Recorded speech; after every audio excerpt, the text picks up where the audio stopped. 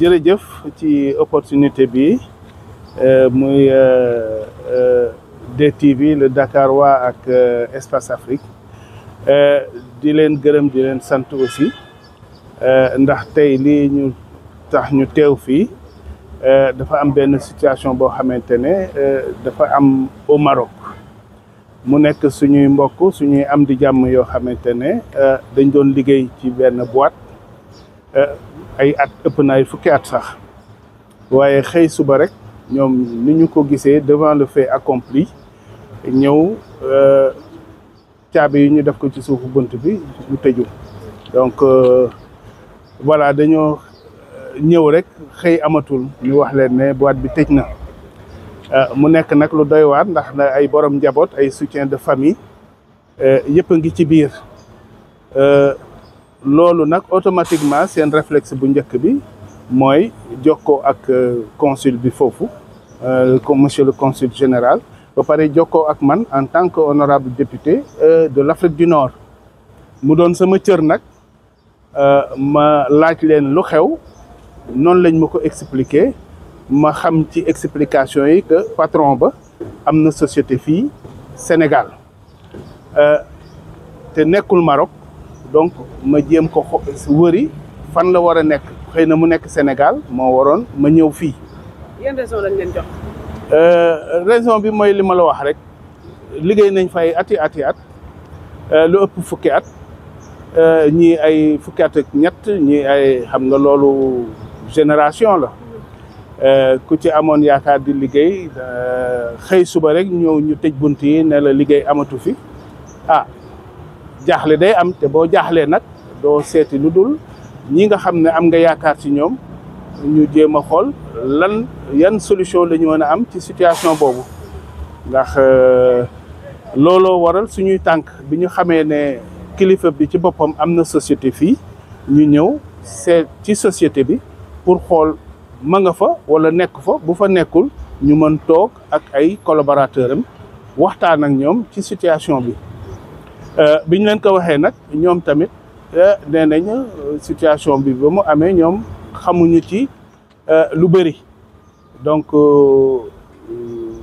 li ñu mën a def mooy fexe ba kilifa bi jot ne ñoom ñun ñëwoon nañ fi ñu mën a am jotaay incha allah ci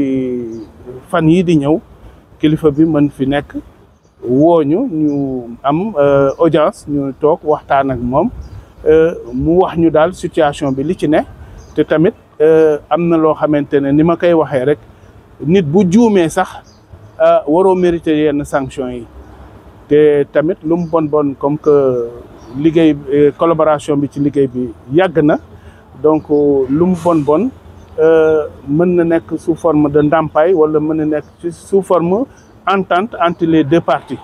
waaye tamit suñuy doom suñuy am di jàmm duñ leen bàyyee noonu ñu wéet ci combat bi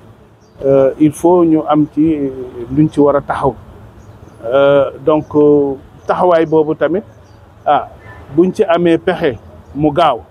moo ñu gënal bu pexe bi naree dëggal wala yéex tamit am na foo xamante ne mën nañ ko gën a joytu lu war a nekk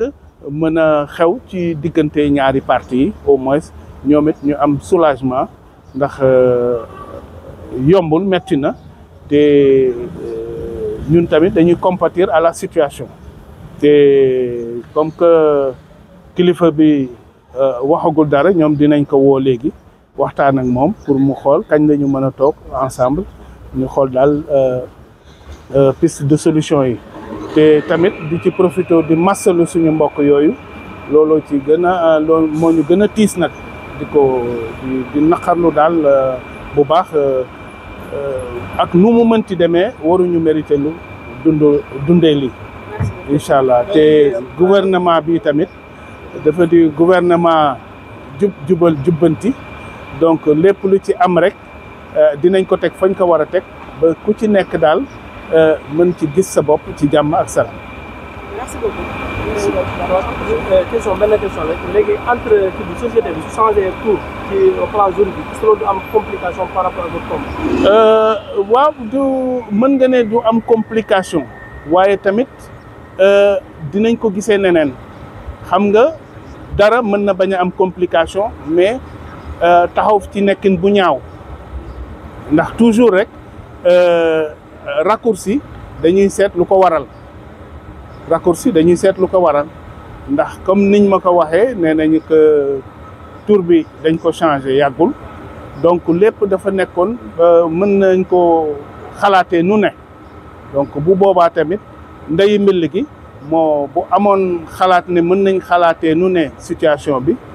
xëy na du def noonu am beneen taxawaay boo xamante ne du tax mbokk yooyu nekk ci tiis ak naqar bu mel. Merci beaucoup. Bon man c'est Babacar Gueye donc dama bokkoon ci ñi nga xamante ni jot nañu liggéey ak société bi ci Maroc donc di ñaawlu li nga xamante ni moo xew tey mais aujourd'hui j'aimerais juste passer benn message du ma revenir sur les faits parce que ça a été déjà annoncé par monsieur l'honorable député ñun suñu taxawaay en tant que Sénégalais décomplexé comme l'actuel Premier ministre l'a dit aujourd'hui on va pas se permettre ay sociétés yu jóge nekk à l'étranger ñoo implanté au Sénégal ou au Maroc exploiter des jeunes pare dem seen yoon comme si de rien n'était. Ils ont sacrifié toute une génération ils ont sacrifié du temps. Vous pouvez même pas imaginer les efforts yi nga xamante ne doon nañ ko def au quotidien pour parvenir à atteindre les objectifs de l'entreprise et pour nous remercier ñu xëy un beau jour plier bagage dem. Donc li ci war du côté du Maroc gars yi ñu ngi koy def nous au Sénégal stratégie bi mi ngi fi donc actuellement dañuy bàyyi nos autorités dérouler pour ñu jéem a trouver une solution à l'amiable. Si tel n'est pas le cas on va pas lâcher prise on va continuer le combat dinañ réunir toutes les ressources yoo xamante ne am nañ ko lu ñu yoon may on va le faire. Et on sait que au Sénégal li fi nekk di xew ak ñi nga xamante ni tey entreprise bi si boppam exploité na leen dàq leen au bout de 6 mois et d'autres choses yoo xamante ni on l'a sous la main et on veut pas aller dans un truc de dualité avec la société mais à l'impossible nul n'est tenu. Si le problème n'est pas résolu au niveau étatique nous on fera le nécessaire pour régler ce problème là. Entreprise lan lay yëngu également yéen a ngi toll ci ñaata doomu Sénégal yi nga xam ne ñu doon liggéey. Non, j'ai pas les chiffres exacts pour ceux qui sont sur Dakar mais au Maroc on était 80 personnes au total ñi nekkoon pôle technique ñi nekkoon pôle commercial. Donc c'est une société basée en France bi doon proposer tout ce qui est référencement naturel, c'est une agence de communication Google tout ça pour permettre aux entreprises de manière locale de s'afficher si une personne a besoin d'être visible sur les premières pages de Google. Donc mu nekk loo xamante ni c'est une activité boo xamante ni mi ngi doon dox depuis 10 ans li ñuy ñaawlu rek c'est que ñu ko defee parce que aujourd'hui bu fekkee def nañ ko waa Maroc rien n'est sûr que suñu rakk yi nekk fii allons subir exactement la même chose. Donc c'est un combat de principe comme je vous ai dit tout à l'heure et on mènera ce combat jusqu'au bout lu ñu yoon may ñu jël ko parce qu'on est dans un état de droit. Man maa ngi tudd Mame Diarra Touré donc maa ngi doon liggéey ci société bi fële sa Maroc def naa fa à peu près 1 an et demi. Donc tey jii nii dama ñëw pour apporter sama soutien ak sénégalais ak marocains yu nekk foofu noonu yëpp parce que on est tous une famille ñun ñëpp Afrique nañ nekk et puis ils ont déjà relaté les faits honorable député monsieur Diouf ak Babacar c'était un de nos collègues man bi may liggéey Maroc liggéey naa ak moom donc du coup tey di dañ leen di jàppale au-delà de ce qu'ils doivent lu ñu war a fay ñu nekk foofu noonu c'est une question de respect de dignité et c'est pas correct ce qu'ils ont fait tey jii ñëw neen changer juridiquement société bi fii nii Sénégal ba pare nee ñu ça n'a rien à voir si ça a tout à voir parce que man fi ma doon liggéey je faisais la liaison entre Dakar Caen mooy Boulogne fële sa France ak Maroc donc je connais parfaitement la société ñooñu liggéey neen fa comme ils ont dit plus d'une décennie ñii des pères de famille ñii des mères de famille c'est pas correct du jour au lendemain nga ñëw nga tëj ils ont récupéré quelques-uns soudoyé leen jox leen ay chèques et eux ils travaillent dans le noir te loolu c'est pas correct du tout donc ñooñu tamit waruñu woon sax accepter loolu parce que dañuy jox raison les blancs ñëw fii nii di def le aujourd'hui c'est très facile on va pas accepter bëri na entreprise étrangère yuy ñëw Afrique parce que li ñuy fay du cher